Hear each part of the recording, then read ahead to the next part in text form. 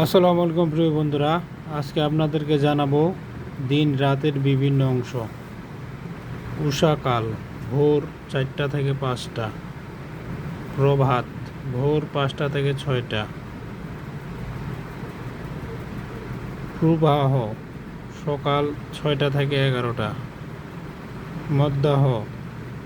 দুপুর 11টা থেকে 1টা, অপরাহ দুপুর 1টা থেকে 3টা, সায়াহ্ন বিকাল 3টা থেকে 5টা,